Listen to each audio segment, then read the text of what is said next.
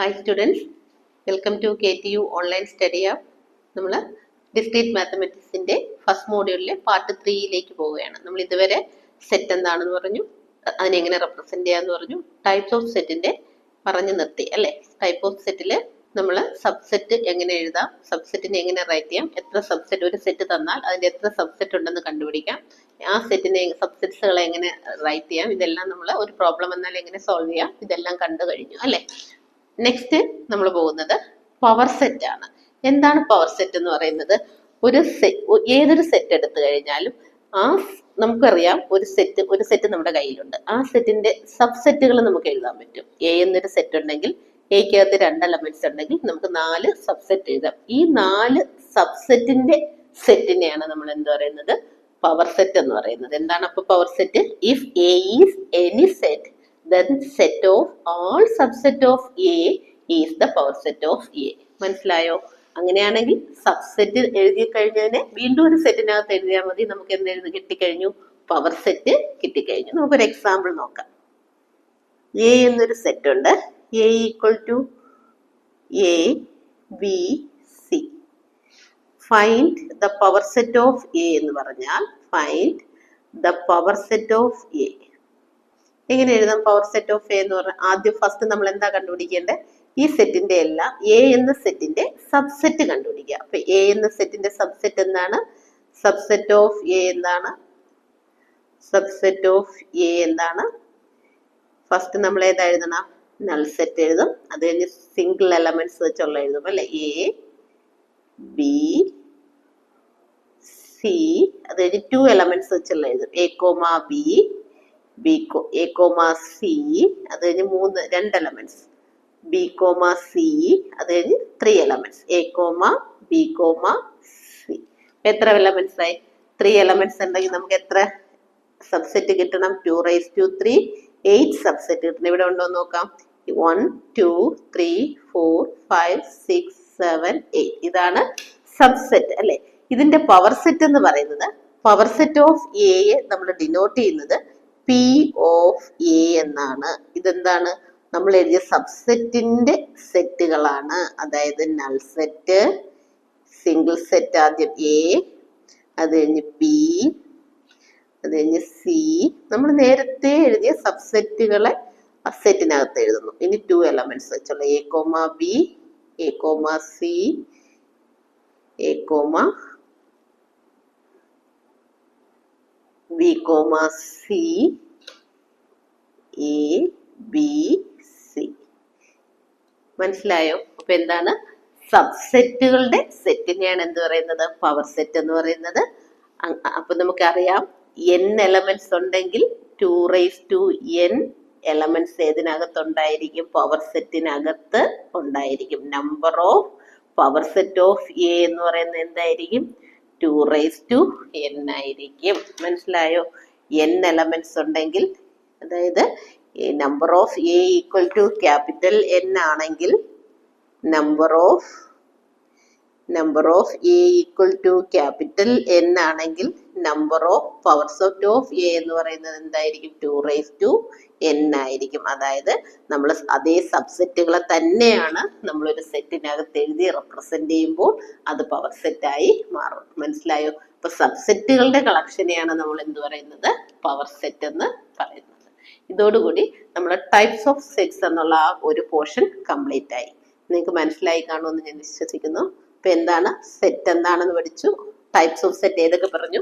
Null set, empty set, finite set, infinite set, equal set, subset, super set, power set. Okay. അടുത്ത് നമ്മൾ പറയുന്നത് universal set ആണ്. എന്താണ് universal set? ഞാനൊരു example എഴുതാം.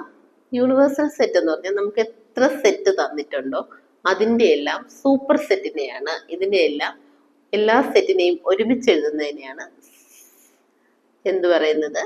യൂണിവേഴ്സൽ സെറ്റ് എന്ന് പറഞ്ഞാൽ suppose A equal to 1 2 3, B equal to 4 5 6, C equal to 7 8 9. ഈ 3 സെറ്റിന്റെ യൂണിവേഴ്സൽ സെറ്റ് എഴുതാൻ പറഞ്ഞാൽ യു ഈക്വൽ ടു യൂണിവേഴ്സൽ സെറ്റിനെ നമ്മൾ റെപ്രസെന്റ് ചെയ്യുന്നത് യു എന്ന ലെറ്റർ കൊണ്ടാണ്. യു എന്ന ലെറ്റർ കൊണ്ടാണ്. 1 2 3 4 5 6 7 8 9. ഇതാണ് എന്തോന്ന്?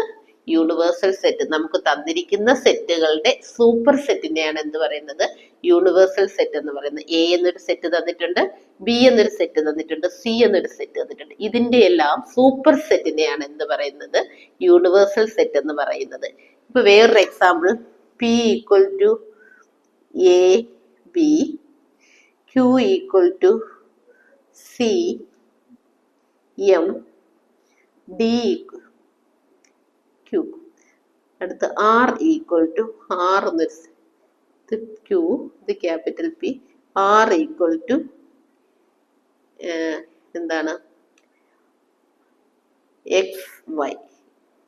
അങ്ങനെയാണെങ്കിൽ ഇവിടുത്തെ യൂണിവേഴ്സൽ സെറ്റ് എന്ന് പറയുന്നത് ഇതിന്റെ എല്ലാ superset A B C M X Y. മനസ്സിലായോ? ഈ സെറ്റ് എടുത്താൽ ഇതിന്റെ യൂണിവേഴ്സൽ സെറ്റ് ഇതാണ്. ഈ സെറ്റ് കൺസിഡർ ചെയ്യുമ്പോൾ ഇതിന്റെ യൂണിവേഴ്സൽ സെറ്റ് ഇതാണ്. മനസ്സിലായോ? നമുക്ക് തന്നിരിക്കുന്ന ഗീവൺ സെറ്റുകളുടെ സൂപ്പർ സെറ്റിനെയാണ് നമ്മൾ എന്ത് വിളിക്കുന്നത്? യൂണിവേഴ്സൽ സെറ്റ് എന്ന് പറയുന്നത്. Universal set is a set as a superset of all given set. മനസ്സിലായിക്കോ? നമുക്ക് തന്നിരിക്കുന്ന സെറ്റുകളുടെ സൂപ്പർ സെറ്റിനെയാണ് എന്ത് വിളിക്കുന്നത്? യൂണിവേഴ്സൽ സെറ്റ് എന്ന് വിളിക്കുന്നത്. ഓക്കെ. ഇനി നെക്സ്റ്റ് ടോപ്പിക് എന്ന് പറയുന്നത് വെൻ ഡയഗ്രാം. അപ്പൊ നിങ്ങൾക്ക് ഇതുവരെ എല്ലാം മനസ്സിലായെന്ന് വിചാരിക്കുന്നു. Next when diagram. എന്താണ് വെൻ ഡയഗ്രാം? വെൻ ഡയഗ്രാം എന്ന് പറയുന്നത് ജോൺ വെൻ എന്ന് പറയുന്ന ഒരു സയന്റിസ്റ്റ് നമ്മുടെ ഈ സെറ്റുകളെ എല്ലാം ഗ്രാഫിക്കലി റെപ്രസെന്റ് ചെയ്യാം എന്ന് കണ്ടുപിടിച്ചു. അതുകൊണ്ട് അദ്ദേഹത്തിന്റെ ഓർമ്മയ്ക്കായിട്ട് നമ്മൾ ഈ റെപ്രസെന്റേഷനെ വെൻ ഡയഗ്രാം എന്ന് വിളിക്കുന്നു. വെൻ ഡയഗ്രാം എന്ന് പറയുന്നത് വെൻ എന്ന് പറയുന്ന ഒരു സയന്റിസ്റ്റിന്റെ നെയിമാണ്. ജോൺ വെൻ എന്നൊരു സയന്റിസ്റ്റ് ആണ് വെൻ ഡയഗ്രാം കണ്ടുപിടിച്ചത്. അപ്പൊ അദ്ദേഹത്തിന്റെ ഓർമ്മയ്ക്കായിട്ടും ആണ് നമ്മൾ ആ ഡയഗ്രത്തിനെ നമ്മൾ എന്ത് വിളിക്കുന്നു?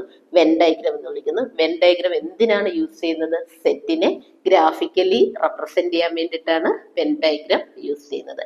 വെൻ ഡയഗ്രത്തിൽ നമ്മൾ രണ്ട് സിമ്പിൾസ് ആണ് ഉപയോഗിക്കുന്നത്. ഒന്ന് റെക്റ്റാങ്കിളും രണ്ടാമത്തത് സർക്കിൾ ഓർ എലിപ്സ്. സർക്കിളും നിങ്ങൾക്ക് യൂസ് ചെയ്യാം, അതുപോലെ തന്നെ എലിപ്സും യൂസ് ചെയ്യാം. റെക്റ്റാങ്കിൾ നിങ്ങൾ യൂസ് ചെയ്യുന്നത് യൂണിവേഴ്സൽ സെറ്റിനെ റെപ്രസെന്റ് ചെയ്യാനും, സർക്കിൾ അല്ലെങ്കിൽ എലിപ്സ് യൂസ് ചെയ്യുന്നത് സെറ്റിനെയോ സബ്സെറ്റിനെയോ റെപ്രസെന്റ് ചെയ്യാനാണ്. നിങ്ങൾ സർക്കിളും എലിപ്സും ഒരുമിച്ച് യൂസ് ചെയ്യേണ്ട. ഒന്നുകിൽ നിങ്ങൾ സർക്കിൾ യൂസ് ചെയ്യുക, അല്ലെങ്കിൽ എലിപ്സ് യൂസ് ചെയ്യുക. ഇതിലേത് യൂസ് ചെയ്യുന്നത് എന്തിനു വേണ്ടിയിട്ടാണ്? സെറ്റിനെ അല്ലെങ്കിൽ ആ സെറ്റിന്റെ സബ്സെറ്റിനെ റെപ്രസെന്റ് ചെയ്യാനാണ് സർക്കിൾ അല്ലെങ്കിൽ എലിപ്സ് യൂസ് ചെയ്യുന്നത്. റെക്റ്റാങ്കിൾ യൂസ് ചെയ്യുന്നത് എന്തിനെ റെപ്രസെന്റ് ചെയ്യാനാണ്? യൂണിവേഴ്സൽ സെറ്റിനെ റെപ്രസെന്റ് ചെയ്യാൻ വേണ്ടിയിട്ടാണ്. ഓക്കെ.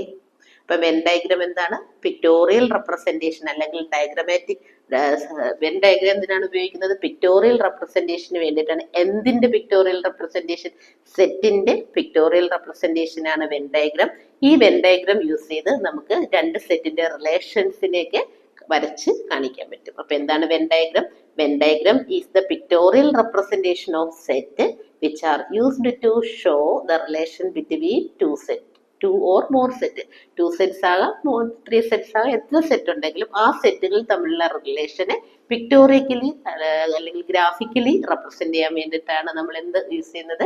വെൻ ഡയഗ്രാം യൂസ് ചെയ്യുന്നത്. അപ്പൊ മനസ്സിലായല്ലോ എന്താണ് വെൻ ഡയഗ്രാം? വെൻ ഡയഗ്രാം എന്ന് പറയുന്നത് പിക്ടോറിയൽ റെപ്രസെന്റേഷൻ ഓഫ് സെറ്റ് ആണ്. അതിനകത്ത് നമ്മൾ എന്താണ് യൂസ് ചെയ്യുന്നത്? രണ്ട് സിമ്പിൾസ് ആണ് ഉപയോഗിക്കുന്നത്, റെക്റ്റാങ്കിളും അതുപോലെ തന്നെ സർക്കിളും. റെക്റ്റാങ്കിൾ യൂസ് ചെയ്യുന്നത് യൂണിവേഴ്സൽ സെറ്റിനെ റെപ്രസെന്റ് ചെയ്യാനും, സർക്കിൾ യൂസ് ചെയ്യുന്നത് സെറ്റ് ഓർ സബ്സെറ്റിനെ റെപ്രസെന്റ് ചെയ്യാനും. ഈ വെൻ ഡയഗ്രാം യൂസ് ചെയ്ത് നമുക്ക് സെറ്റിനെ ഗ്രാഫിക്കലി റെപ്രസെന്റ് ചെയ്യാനാണ് യൂസ് ചെയ്യുന്നത്. Okay. First U equal to 1 2 3 4 5 etcetera 10 വരെ, 1 to 10 വരെയുള്ള elements. A equal to 1 2 3 4. B equal to 3 4 5 6. നമുക്ക് ഈ സെറ്റും തമ്മിൽ എന്തോ ഒരു റിലേഷനൊക്കെ കാണും. അത് നമുക്ക് നോക്കാം. അത് സെറ്റ് ഓപ്പറേഷൻ പഠിക്കുമ്പോൾ നമുക്കത് മനസ്സിലാവും. ഇവിടെ നമുക്ക് ഈ സെറ്റിനെ എന്ത് ചെയ്യണം? ഗ്രാഫിക്കലി റെപ്രസെന്റ് ചെയ്യണം. അത് യൂസിങ് വെൻ ഡയഗ്രാം യൂസ് ചെയ്ത് നമുക്ക് ഈ സെറ്റിനെ റെപ്രസെന്റ് ചെയ്യാം. നോക്കാം. ഫസ്റ്റ് നമ്മൾ വരയ്ക്കേണ്ടത് വെൻ ഡയഗ്രാം വരയ്ക്കാൻ പറഞ്ഞാൽ ആദ്യം നമ്മൾ വരയ്ക്കേണ്ടത് ഒരു റെക്റ്റാങ്കിൾ ആണ്. ഈ റെക്റ്റാങ്കിൾ റെപ്രസെന്റ് ചെയ്യുന്നത് യു എന്ന യൂണിവേഴ്സൽ സെറ്റിനെയാണ് റെപ്രസെന്റ് ചെയ്യുന്നത്. ഇനി ഇവിടെ നോക്കിക്കേ, ഈ യൂണിവേഴ്സൽ സെറ്റിനകത്താണ് നമുക്ക് തന്നിരിക്കുന്ന സെറ്റ്സിനെ റെപ്രസെന്റ് ചെയ്യേണ്ടത്. മനസ്സിലായോ? എന്തുകൊണ്ടാണ് യൂണിവേഴ്സൽ സെറ്റ് എന്ന് പറഞ്ഞിരിക്കുന്നത്? നമുക്ക് തന്നിട്ടുള്ള സെറ്റുകളുടെ എല്ലാം സൂപ്പർ സെറ്റാണ്. അപ്പൊ തന്നിരിക്കുന്ന യൂണിവേഴ്സൽ സെറ്റിനകത്ത് മാത്രമേ നമുക്ക് തന്നിട്ടുള്ള ഗീവൻ സെറ്റുകൾ വരത്തുള്ളൂ. അപ്പൊ സെറ്റിനെ റെപ്രസെന്റ് ചെയ്യാൻ നമ്മൾ എന്താണ് യൂസ് ചെയ്യുന്നത്? സർക്കിൾ ആണ് റെപ്രസെന്റ് ചെയ്യുന്നത്. ഞാൻ ഫസ്റ്റ് സെറ്റിനെ റെപ്രസെന്റ് ചെയ്തു. എ എന്ന സെറ്റാണ് ഇത്. ഇത് എ എന്ന സെറ്റിനകത്ത് 1 2 3 4, ബി എന്ന സെറ്റിനകത്ത് 3 4 5 6, ഇങ്ങനെ രണ്ട് സെറ്റ് ഉണ്ട്.